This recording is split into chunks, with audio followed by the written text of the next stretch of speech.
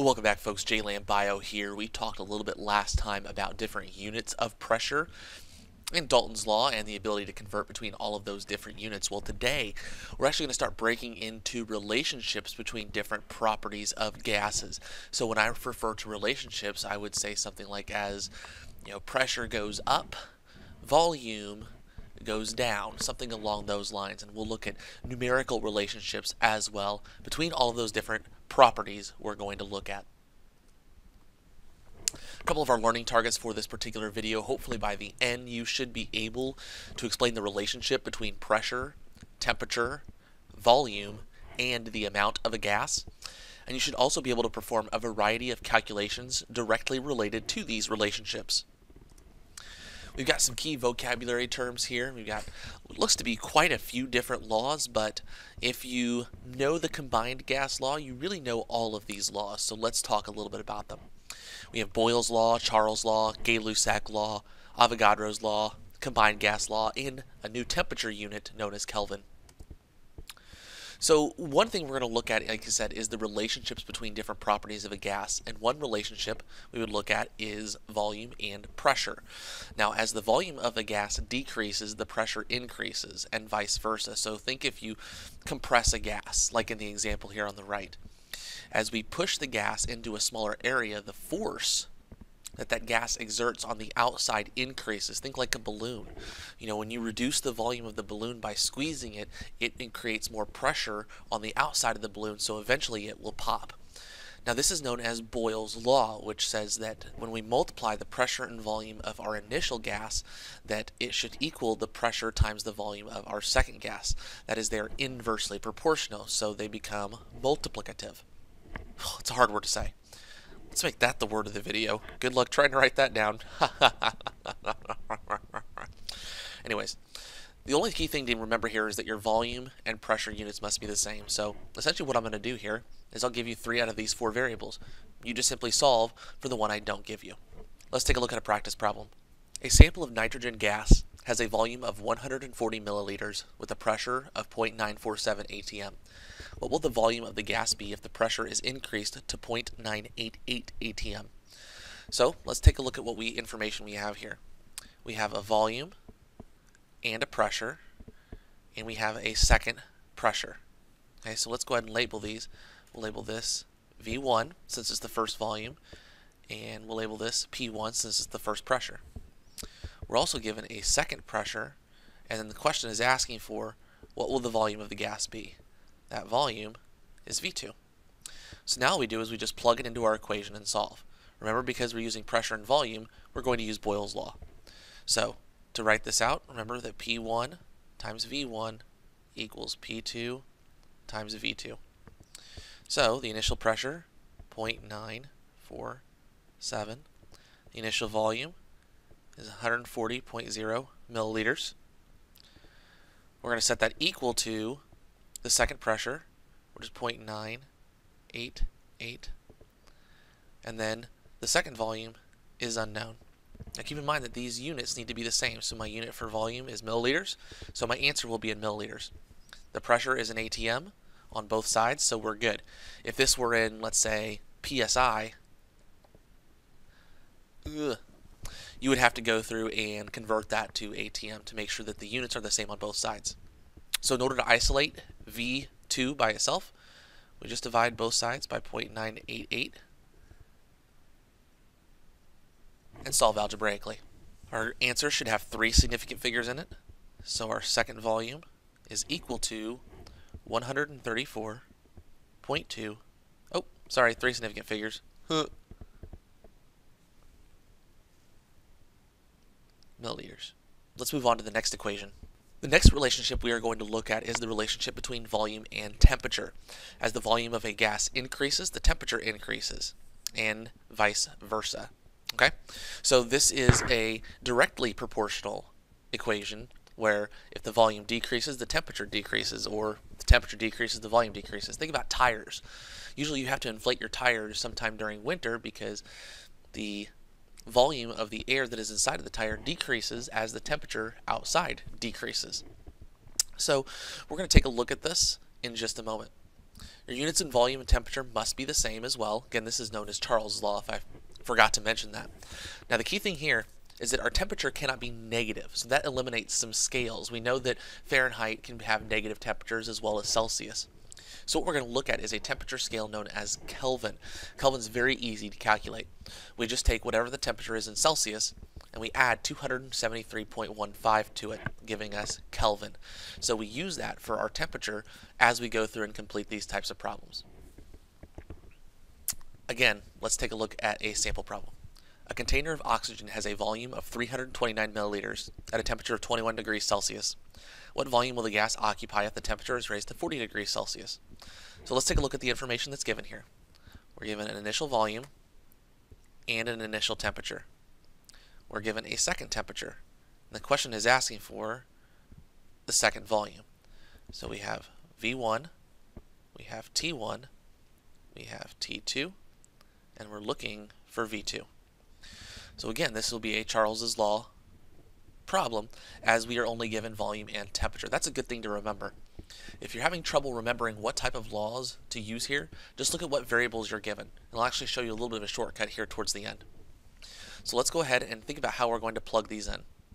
Remember that Charles's Law is V1 over T1 equals V2 over T2.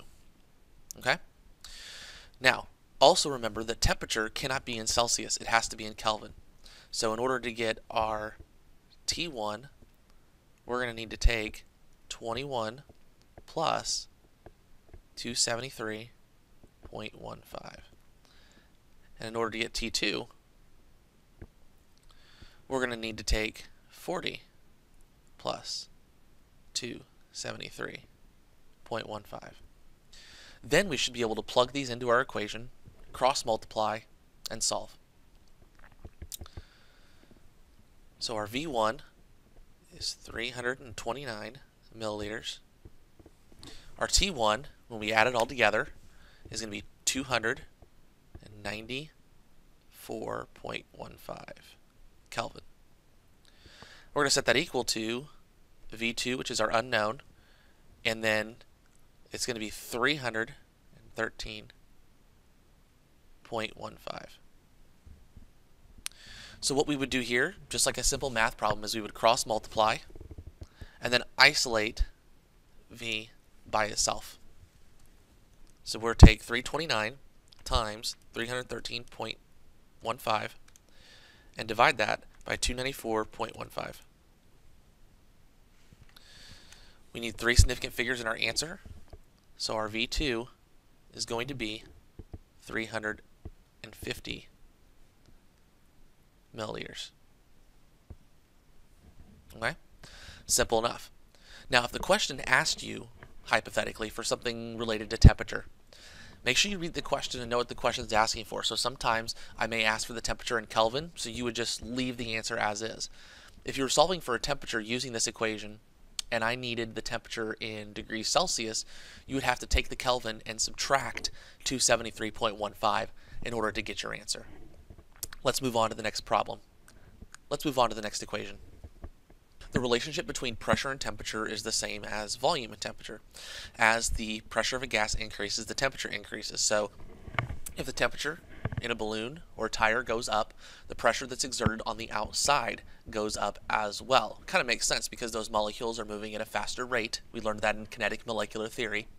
And if those molecules are moving faster, they're going to exert more pressure on the outside container that is holding the gas. This is known as the Gay-Lussac's law, and you keep in mind that your units of pressure and temperature must be the same, and again, temperature must be given in Kelvin. Let's look at another practice problem. A container of gas has a pressure of 3.40 atm at a temperature of 25 degrees Celsius. What temperature will the gas have if the pressure is changed to 8.00 atm?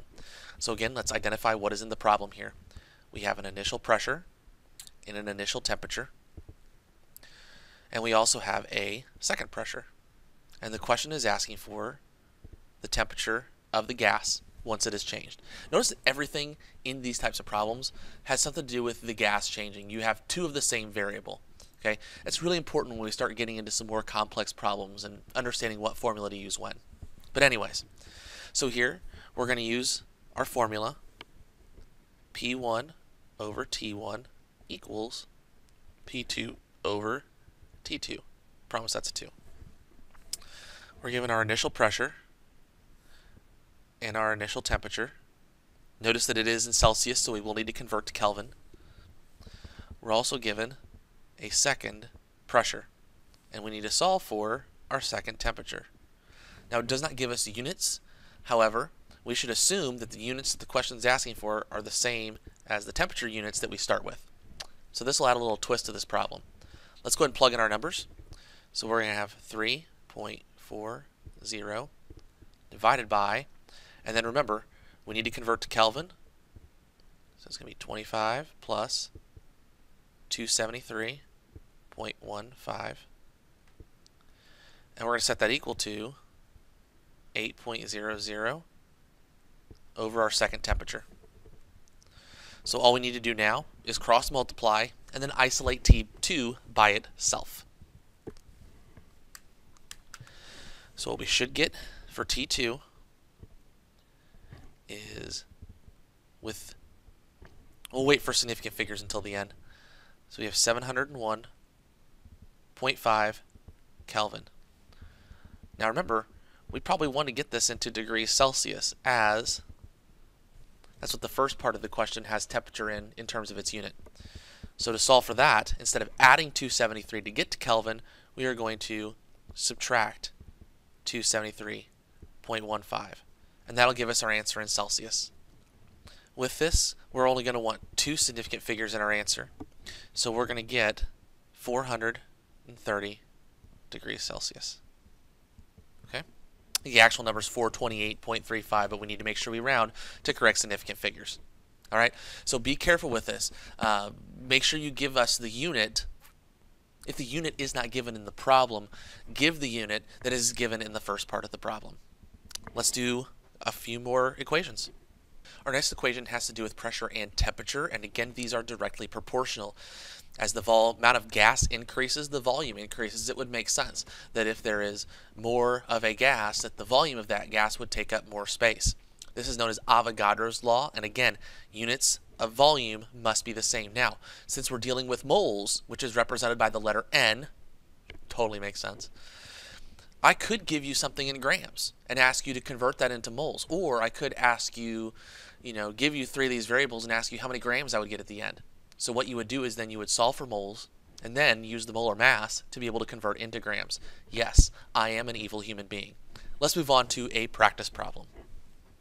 Looks like I went a little easy on you guys with this particular problem. Let's see here. If we have a container that contains 2.50 moles at a volume of 2.19 liters, what will the volume be if the number of moles is increased to 3.48 moles? Again, I could hypothetically give you those moles in grams and ask you to convert. Doesn't look like I'm going to be that evil right now. So keep in mind here that the question, we are asking for volume. So we're going to plug these numbers in. So we're going to have 2.19 over 2.50.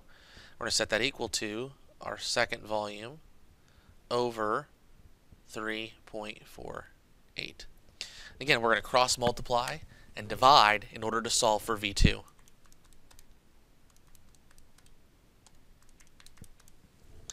Using three significant figures, our new volume is going to be 3.05 liters. Okay? Again, there's a variety of different ways I could ask and go about these types of problems. You'll see some on your homework assignment that I'll give here in a little bit. So with the last equation, we kind of combine everything together in what is known as the combined gas law. Now the rules still apply as before. We need to make sure that we have all of our units on the same on both sides of the equation. Our temperatures must be in Kelvin. Now if you're having trouble remembering the relationships between all of these, this is the one equation you're going to want to remember. The one thing you just need to think about is that if an equation or if a question does not give you one of these variables, just pretend like it's not there. So for example, if we're just given pressure and volume in the problem and not given temperature, if you hold your hand up to the screen and take out temperature, you have Boyle's law, which is what we talked about in terms of the relationship between pressure and volume. If you aren't given volume, you can hold up, get rid of the V's, and you got P1 over T1 equals P2 over T2. And the same with, if we don't have pressure, you can eliminate that from the equation. Just assume that it's the same on both sides, and if it's the same, then there is no change. All right, so keep that in mind as we go through and complete these problems. If it does not mention it in the problem, or says that it stays the same on both sides, you can essentially eliminate that variable. Let's go on to the next problem and see what I mean. So let's read through this problem carefully. A helium-filled balloon has a volume of 40 liters at 25 degrees Celsius and 1.10 atmospheres of pressure. What volume will it have at 0.855 atm and 15 degrees Celsius? So let's take a look at the variables we have here. We have an initial volume, we have an initial temperature, which we're going to need to convert to Kelvin, and an initial pressure. We're given a second pressure, we're given a second temperature, and what the question is asking for is a second volume. So with this, we would plug all of these numbers into our combined gas law and solve. Remember, temperature must be in Kelvin. I'll kind of do that in my head, just to kind of get this thing wrapped up. So we're going to start 1.10 with my pressure times my volume. We're going to divide by our temperature. Now remember, that's going to need to be in Kelvin, so that's going to be 298.15. Let's do our second equation here. So we have our second pressure. Our second volume is unknown, and we're going to divide that by our second temperature, which again needs to be in Kelvin.